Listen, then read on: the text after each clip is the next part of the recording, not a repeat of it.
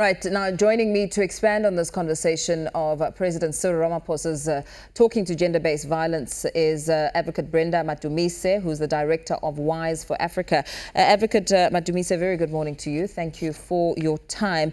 You organized the total shutdown march, which led to government's radical policy change towards gender-based violence, so much so that the President has called it the second pandemic that we're now dealing with as a country. You heard him speaking at the ANC's January 8th statement yesterday. What did you make of the points that he put forward on gender-based violence? Good morning, and thank you for having me. Couple of things that I wish to highlight coming out of the address, yesterday's address. One, the president paid tribute to the ANC Women's League for always highlighting and bringing to the fore gender-based violence. The issue that we would like the president to take into account is that this is not a women's league issue, it's a societal issue, and them as an organization, they need to be in the forefront of fighting the scourge or the pandemic, as he says, as a party, and not and the party itself has to be the leader in fighting the scourge. So that's the first thing. And second, he mentioned the National Strategic Plan. And I take it that from today onwards, the president will make that document available to every member of the organization, and for them to start to understand the contents of that plan and how they as an organizations are going to find themselves in the 6 pillars of the National Strategic Plan. The content of the National Strategic Plan against gender-based violence that has been developed by government and civil society, you say that it should be made available for all to see. What exactly does it contain, and how does it help in the fight against gender-based violence?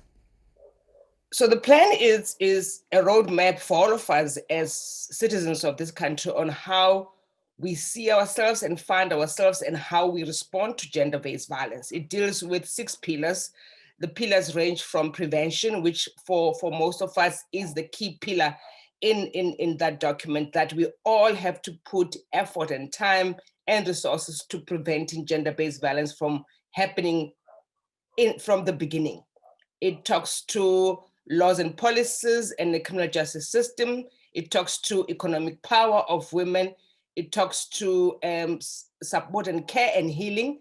It talks to accountability and leadership. And all of these things are all interconnected. And, as a ruling party, which is said to be the leader of society, has to be seized with that document and educate their members around that document. They say is the year of Charlotte Maxeke. Charlotte Maxeke was an educationist, so they need to take that document and educate their members around the structural drivers of gender-based violence, deal with the terms that we use around patriarchy, around masculinity, so that everyone else understands the root cause of gender-based violence and understand the terms that are used and why they're used. And you mentioned the understanding the root cause of gender-based violence.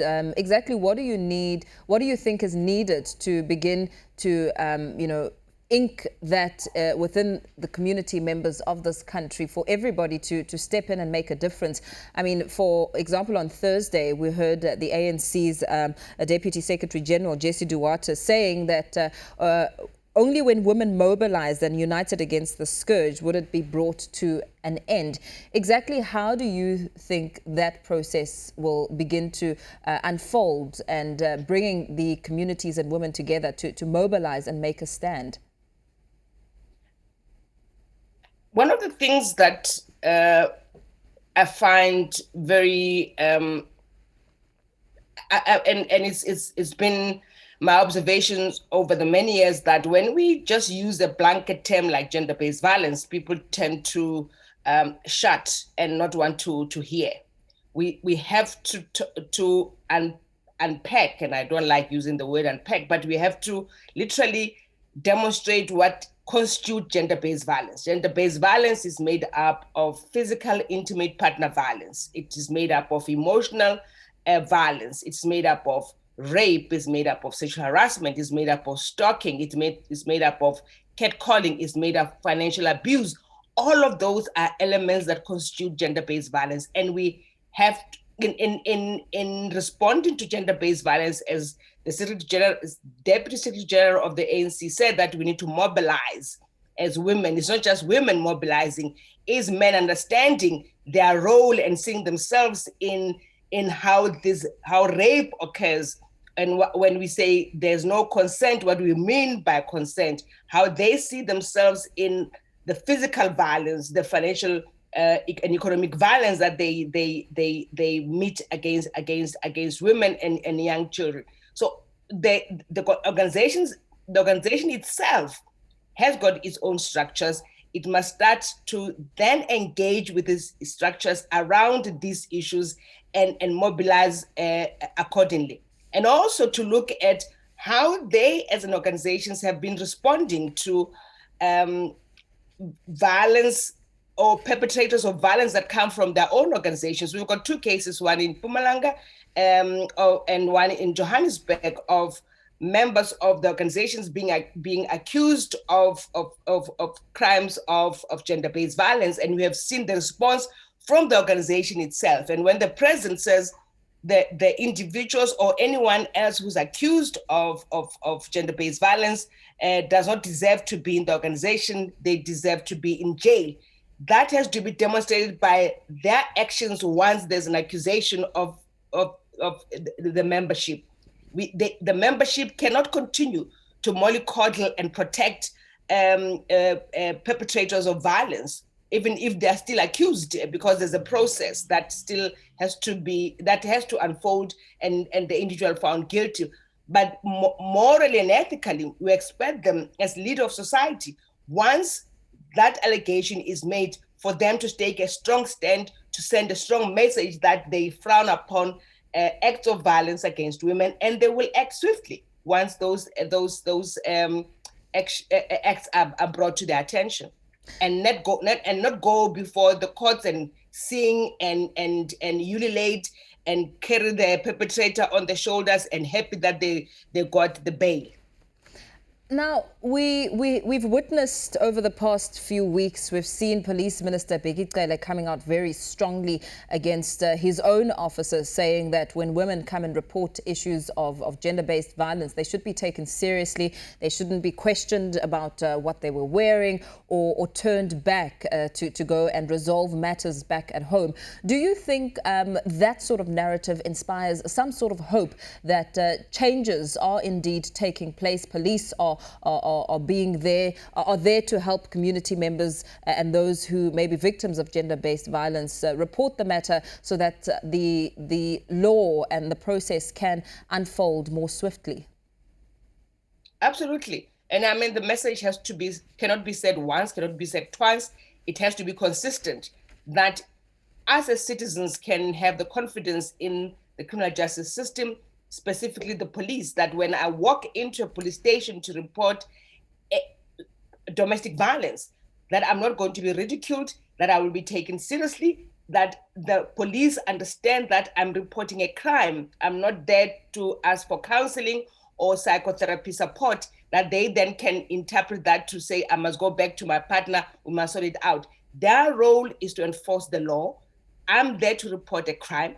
They must do what is necessary.